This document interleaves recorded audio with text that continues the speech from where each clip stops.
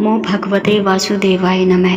भगवान श्री हरि की कृपा और आशीर्वाद सदा सर्वदा आप और आपके परिवार पर बने रहे। आज की वीडियो में हम सुनेंगे वैशाख मास में हाथ में पैसे, फूल और चावल लेकर के सुनी जाने वाली एक बंदरी की कहानी सुनेंगे, जो कि वैशाख मास में हर दिन सुनी जाती है।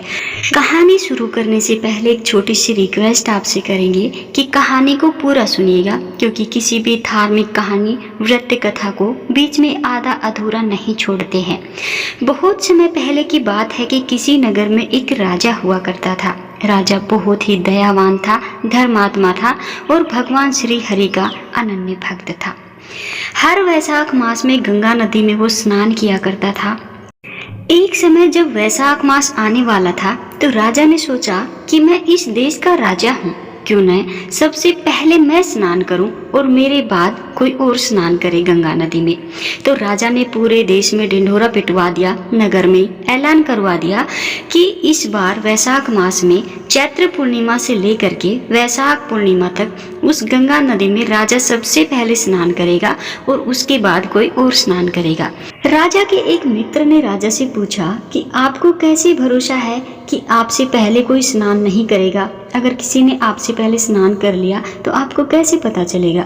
राजा ने कहा कि मुझे अपने प्रजा पर पूरा भरोसा है, वो मुझसे पहले स्नान नहीं करेगा और मैं ये प्रण लेता हूँ, अगर किसी स्त्री ने मेरे से पहले स्नान कर लिया तो मैं उससे शादी कर लूँगा और अगर किसी पुरुष ने मेरे से पहले स्नान किया तो मैं उसको अपना आधा राज्य दे दूँगा। वैशाख का महीना शुरू हुआ। राजा का आदेश था कि मुझसे पहले गंगा जी में कोई भी स्नान नहीं करेगा। राजा जब गंगा जी में स्नान करने जाते तो उन्हें प्रतिदिन शांत जल के स्थान पर हिलता हुआ हलचल युक्त जल दिखाई देता था। तो राजा को संदेह होता था कि निश्चय ही मुझसे पहले कोई प्रतिदिन गंगा जी में स्नान करता है। अतः राजा ने नदी के तट पर पहरेदार बैठा दिए। गंगा जी के तट पर एक वृक्ष था। उस वृक्ष पर एक बंदरिया रहती थी। वह प्रतिदिन राजा के स्नान करने से पूर्व स्नान करके वृक्ष पर चढ़ करके बैठ जाती थी। जब राजा को संदेह हुआ तो राजा ने वहां पर पहरेदार बैठा दिए कि आपको देखना है कि मेरे से पहले कौन स्नान करके जाता है, क्योंकि यहाँ पर जल हिलता हुआ मिलता है। पहरेदार पहरा देते, रात भर पहरा देते। राजा स्नान करने आता, फिर से राजा को जल हिलता हुआ मिलता। राजा ने पहरेदारों से पूछा कि ये सब कौन कर रहा है? तो पहरेदारों ने बताया कि इस पेड़ पर एक बंदरिया रहती है, जो कि हर दिन आपके आने से पहले स्नान करके वापस जाकर पेड़ पर बैठ जाती है। राजा ने जो पहरेदार रखे थे वो बंदरिया को पकड़ करके राजा के पास ले आते हैं और कहते हैं कि यही वो बंदरिया है जो आपसे पूर्व प्रतिदिन गंगा नदी में स्नान करती है। उधर राजा ने प्रण लिया ही था कि यदि कोई स्त्री मुझसे पूर्व स्नान करती होगी तो मैं उससे विवाह करूंगा। इसीलिए राजा को बंदरी के साथ विवाह करना ही पड़ा। वैशाख स्नान के पुण्य से बंदरी को गर्भ ठहर गया। 9 मास पूर्ण होने पर बंदरी ने राजा से पूछा कि शिशु जन्म के समय मुझे क्या करना चाहिए। तब राजा ने बंदरिया से कहा कि तुम चिंता ना करो, मैं तुम्हारा प्रबंध करवा दूंगा। तब राजा ने महल में एक घंटी लगवा दी और बंदरी से कहा कि जब तुम्हें दर्द हो तो इसे बजा देना, मैं संपूर्ण प्रबंध कर दूंगा। राजा की अन्य रानियां भी थी जिनके कोई भी संतान नहीं थी। अतः बंदरी को गर्भ है यह समाचार जानकर के अन्य रानियां मन ही मन उनसे ईर्ष्या करने लगी और भावी संतान का नाश करने हेतु विभिन्न योजनाएं बनाने लगी। घंटी लगी देखकर एक रानी ने बंदरी से इसका कारण पूछा। बंदरी ने संपूर्ण वृत्तांत बता दिया। रानी ने उसे बहकाया कि एक बार घंटी बजाकर तो देखो कि राजा आते हैं या नहीं। बंदरी बेचारी भोली थी, उसने घंटी बजाई तो राजा दौड़े दौड़े महल में आए और घंटी बजाने का कारण पूछा। इस पर बंदरिया ने उत्तर दिया कि मैंने रानियों के कहने पर घंटी बजाई थी, मैं देख रही थी कि आप आते हैं या नहीं। तब रानियों ने राजा से कहा कि यह तो पशु है, न जाने कितनी बार घंटी बजाएगी। इस प्रकार कहकर उन्होंने घंटी को वहां से हटवा दिया। कुछ दिनों बाद बंदरी के शिशु का जन्म का समय आया तो उसने अन्य रानियों से पूछा कि मैं क्या करूं। तब रानियों ने कहा कि तुम आंखों पर पट्टी बांधकर सो जाओ। बंदरी के वैशाख माह के स्नान के पुण्य प्रताप के रूप में एक बहुत ही सुंदर सा पुत्र पैदा हुआ। शिशु के जन्म होते ही उसके रोने से पूर्व ही, जब बच्चा जन्म होते ही रोता है तो उसके रोने से पूर्व ही रानियों ने उसे एक टोकरी में रख करके दासी को दे दिया और आदेश दिया कि तुम इसे नदी में बहा करके आ जाओ। और उस शिशु के स्थान पर एक पत्थर उन्होंने वहां पर रख दिया। राजा को भी कहला दिया कि बंदरी ने एक पत्थर को जन्म दिया है। राजा ने सुना तो उन्होंने भी संतोष कर लिया कि जब दूसरी रानियों को संतान नहीं है तो यह तो एक बंदरी है, यानी कि एक पशु है, इसकी क्या संतान होगी। उधर जो दासी उस शिशु को नदी में बहाने गई थी, उसका मन नहीं माना तो उसने उस सुंदर शिशु को नदी में न बहा करके कुम्हार के खंदड़ में रख दिया, यानी कि कुम्हार के जो वहां पर बर्तन रखे थे उनमें रख दिया। दूसरे दिन कुम्हार कुम्हारिन खंदड़ में आए तो वहां पर एक बहुत ही सुंदर शिशु को रोते हुए देखा। कुम्हार कुम्हारिन भी निसंतान थे, उनकी भी कोई संतान नहीं थी।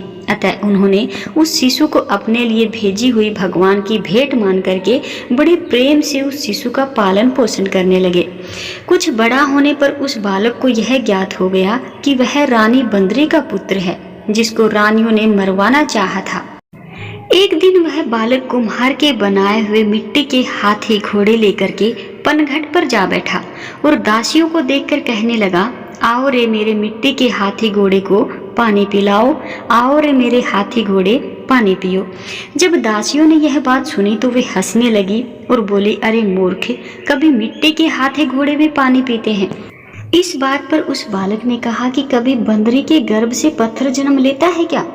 उस बालक की यह बात दासियों ने जाकर के महल में कही। तब रानियों ने दूसरे दिन विष मिलाकर के लड्डू वहां पर भेज दिए।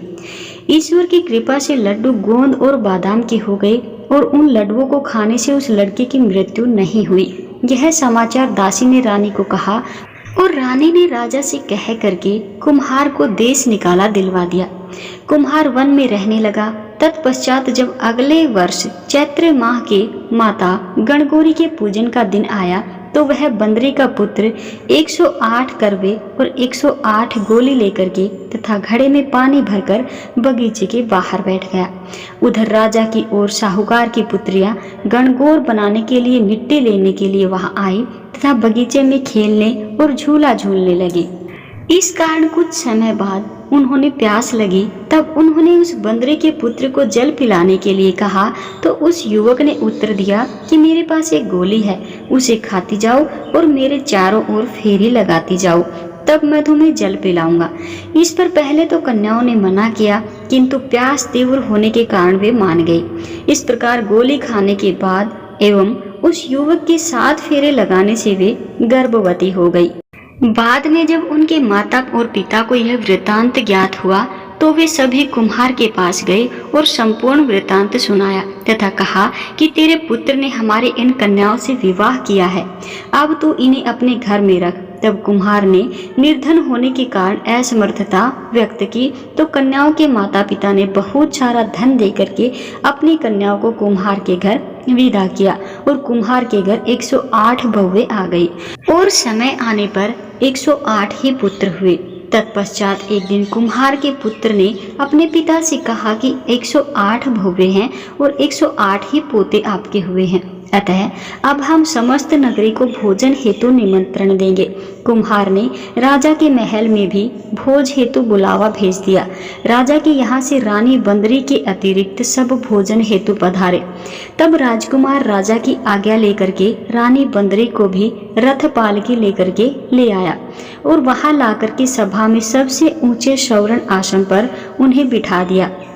राजकुमार ने अपनी सभी पत्नियों को समझा दिया कि बंदरी ने ही मुझे जन्म दिया था, बंदरी ही मुझे जन्म देने वाली माता है।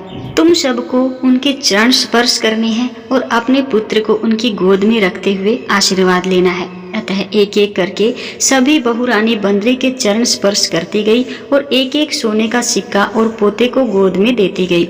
जब राजा और अन्य रानियों ने यह सब देखा तो कुम्हार के पुत्र से कारण पूछा। रानियों को तो संदेह होने लगा कि यह अवश्य ही बंदरी का पुत्र है। सभी रानियां राजा को रूठ करके कहने लगी कि कुम्हार के पुत्र ने हमारा अपमान किया है और इस बंदरी का सम्मान किया है, तो हम तो यहाँ से जा रहे हैं।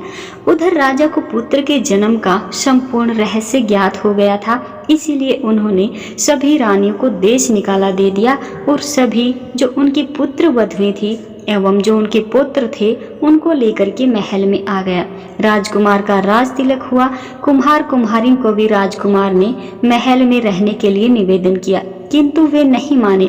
तब राजा ने उन्हें ढेर सारा धन दिया। अतः वैशाख स्नान का इतना महात्म्य है जो सबको वैशाख स्नान तो करना ही चाहिए। बंदरी ने वैशाख स्नान किया तो उसे राजा का राज्य, पुत्र पुत्रादि प्राप्त हुए। हे ईश्वर, जैसे बंदरी को पुण्य मिला उसी प्रकार से हम सबको भी पुण्य देना। जो कोई भी इस कहानी को सुने, हुंकारा भरे, भगवान श्री हरि उसकी समस्त मनोकामनाएं पूरी करे, उसके घर हमेशा सुख संपत्ति वैभव बना रहे। एक बार प्रेम से जयकार लगा दीजिए। बोलिए भगवान मधुसूदन की जय हो।